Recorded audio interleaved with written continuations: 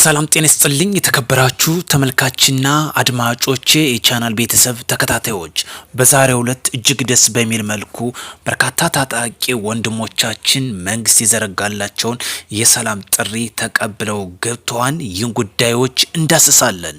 እንዲሁም የአሜሪካ መንግስት ለጤና ተቋማት ለኢትዮጵያ ማለት ነው 1 ቢሊዮን 466 ሚሊዮን ዶላር የሚሆን ድጋፍ እንደምታደርግ በዛሬው ዕለት መግለጫ ወጥቷል። ይህን ጉዳዮች የምንዳስሰው ይሆናል።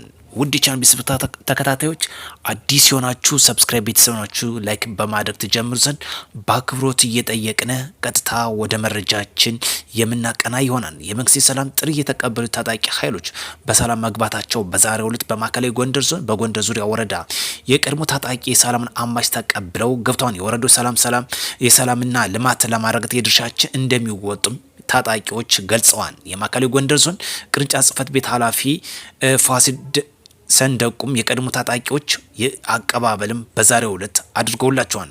ከሰሞኑ ዘላቂና ሰላም ልማትን ለማጽናት በሚያስችል አሰራር ዙሪያም የሚመክር ህዝባዊ የሰላም ኮንፈረንስ በወረዳው በተለያዩ አካባቢዎች መደረጉም ገልጸዋል። በዚህ ኮንፈረንስ በርካታ ታጣቂዎች ወደ ሰላም እንዲመጡም እየተጋበዙ ይገኛሉ። የሰላም ኮንፈረንሱ ተከትሎም የአማራ ህዝብ ጥያቄ ብጥብጥና በጦርነት ሳይሆን በሰላማዊና በዲሞክራሲያዊ አኳን መፍታት እንደሚቻልና ህብረተሰቡ ልጆችን መክሮ እንዲያስገባ በተፈጠሩ መድረኮችም መግባባት ላይ ተደርሷል ሲሉም አክለው ገልጸዋል። በዚህም በዛሬው ዕለት የቀድሞ ታጣቂ ወይም የፋኖ ታጣቂ ኃይሎች ሰላም ይሻለናል በማለት ከነትጥቃቸው መግባታቸው የወረዳው ከፍተኛ አመራር ገልጿል። በመሆኑም የገጠሙንን ችግሮች የምንሻገርበትና የዞናችን ህዝብ ተጠያቂ የሚሆንበትን አቅጣጫ መከተል ተገቢ የሚሆነው በሰላማዊና በሰለጠነ መንገድ ሀሳባችን ማራመድ ስንችል ብቻ መሆኑን አስረድተዋል። የቀድሞ ታጣቂ በበኩላቸው ለአካባቢው ዘላቂ ሰላምና ልማት የድርሻቸውም እንደሚወጡ የተናገሩ ሲሆን በማወቅም ይሁን ባለማወቅ የበደልነው ህዝብ ለመካስ ዝግጁ ነን ሲል ገልጸዋል።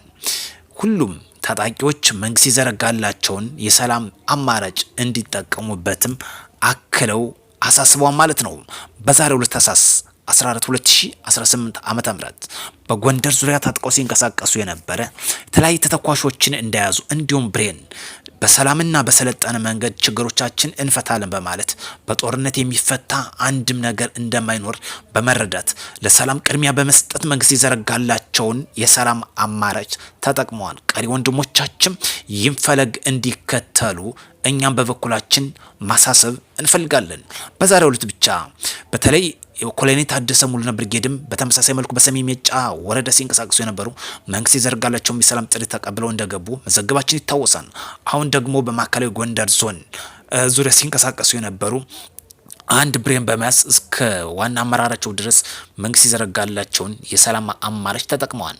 ሌላኛው መረጃችን የኢትዮጵያና የአሜሪካ በጤና ዘርፍ በአጋርነት መስራት የሚያስችል 1 ቢሊዮን 466 ሚሊዮን ዶላር የሚሆን መፈራረማቸው ተገልጸዋል። የኢትዮጵያና የአሜሪካ መንግስታት በጤናው ዘርፍ ያላቸውን ትብብር የሚያጠናክር በመሆኑ የ1 ቢሊዮን 466 ሚሊዮን ዶላር የጤና ትብብር ማዕቀፍ መፈራረማቸው ተገለጸ።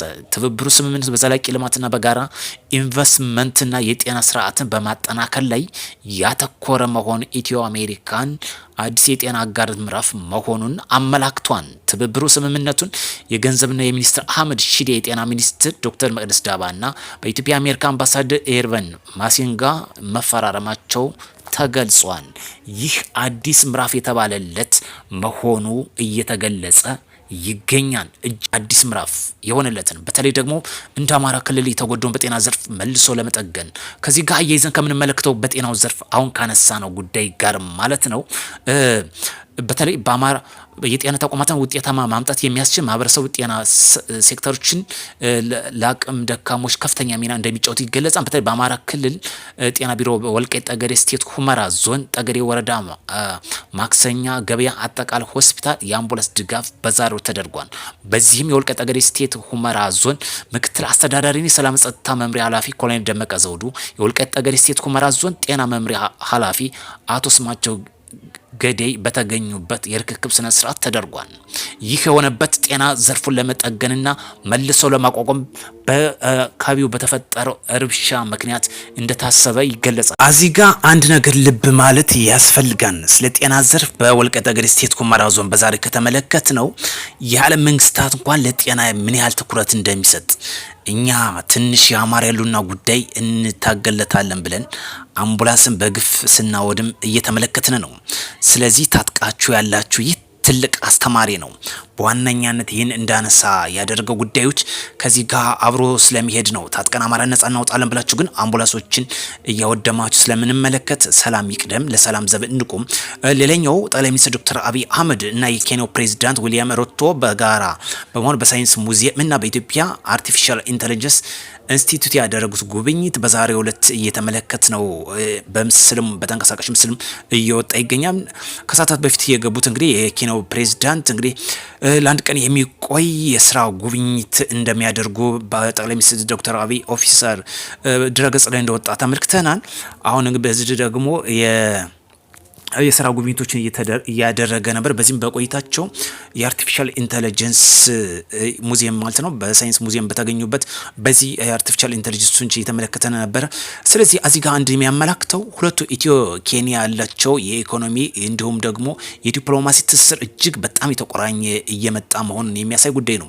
ስለዚህ ለስራ ጉብኝት በዛሬው ዕለት የአንድ ቀን ቆይታ እንደሚያደርጉ ነው የተገለጸው። ውድ የቻናል ቤተሰብ ተከታታዮች ሁሉ ነገር በሰለጠነ እና በዲሞክራሲያዊ መንገድ ብንፈታ መልካም ነው። ለሀገራችን እድገት አይነተኛ ሚና እንደሚጫወተው ያመላክታል። ስለዚህ በዛሬው ዕለት በጦርነት የሚመጣ ለውጥ አለመኖሩን በመገንዘብ የሀሳብ ልዩነቶችን በሰለጠነ መንገድ ለመፍታት ብላችሁ መንግስት ይዘረጋላችሁን የሰላም ጥሪ ስለተቀላቀላችሁ እናመሰግናለን። በዚህም ብቻ አላበቃም። በተለያየ ቀጠና ከፍተኛ የአማራ ክልል ውስጥ የሚገኙ ከፍተኛ አመራሮችም ህዝብን ከህዝብ ጋር እያወዩ እንዲሁም ደግሞ ከከፍተኛ መኮንኖችና ጀነራሎች ጋር በመቀናጀት ማህበረሰቡን እያወያዩ እንዲሁም ደግሞ የሰላም ኮንፈረንስ አዘጋጅተዋል። ያ ማለት ታጥቀው ለሚንቀሳቀሱ በጫካ ያሉ ወንድሞች በሰላማዊ መንገድ እንዲመጡ ይህ ኮንፈረንስ መልካም አጋጣሚ መሆኑን የሚያመላክት ነው። ስለዚህ ይህን እድል ተጠቀሙበት። በጦርነት የሚመጣ የለም። በጦርነት አውዳሚ እንጂ አትራፊ አይሆንም። ስለዚህ ለሰላም ሁላችንም ርብርብ እናድርግ። እንደ ሀገር የሚመጣን ጠላት እንደ ሀገር መመከት የሚቻልበት ጥሩ ቁማና እንደሚገኝ መንግስትም በተለያየ ትጥቁን ጠበቅ አድርጎ እንደሚገኝ ተመለከት ነው የሚገኘው። ነገር ግን በውስጥ ያላችሁ በእናት ሀገራችሁ ታቅፋችሁ እናት ሀገራችሁን መልሳችሁ የምትወጉ ታጣቂዎች በስም ብሔር እየነገራችሁ የሚገኘው ይብቃ ጦርነት፣ ለሰላም ዘብ እንቁም፣ ተመለሱ። በዛሬው ዕለት በማዕከላዊ ጎንደር ዞን በተለይ ታጥቀው ሲንቀሳቀሱ የነበሩት ይህን መልካም አጋጣሚ ስለተጠቀሙት ለሰላም ቅድሚያ ሰጠው ስለገቡ በእጅጉ እናመሰግናለን። በጦርነት የሚፈታ አለመኖርን በመረዳት ላብነት ያህል በተለያየ ቀጠና የሚንቀሳቀሱ በተለይ በጎንደር ፎገራ ወረዳ ተብሎ በሚታወቀው ምክትል የዘመቻ መምሪያ ኃላፊ የነበረው እርምጃ እንደተወሰደበት መዘገባችን። እነዚህ ብቻ አይደለም፣ ሌሎችም በተመሳሳይ መልኩ እንደዚህ ነው የሚወሰድባቸው እና የሰላም አማራጭ እንጠቀም። ለዚህ ደግሞ የአማራ ፋኖ ህዝባዊ ድርጅት የያዘ መግለጫ እያወጣ የተመለከተነው ነበር። በተለይ ይሄ የአማራ ምክትል ዘመቻ መምሪያ ኃላፊ የነበረው ገበየው ግዛት ተብሎ የሚታወቀው ነው። ይህ ጦርነት ነው የሚያመላክተው። ጦርነት አዋጭ አትራፊ አለመሆን ነው። በመስዋዕትነት ነፃ እንወጣለን የሚል አባዜ አስተሳሰብ እዘን የሰው ህይወትን አንጨርስ። ለዚህ ደግሞ የፎገራ ወረዳ የዘመቻ መምሪያ ኃላፊ የነበረው የፋኖ ማለት ነው ገበየው ግዛት የእጣ ፈንታ አንዱ ገጥሞታል። ስለዚህ በሰላማዊ መንገድ ቢገቡ ወንድሞቻችን አትራፊ ይሆናሉ። ውድ ቻናል ቤተሰቦች በሌላ መረጃ ስር እንገናኝ። መልካም ምሽት እንዲሆንላችሁ ከወዲሁ እመኛለሁ።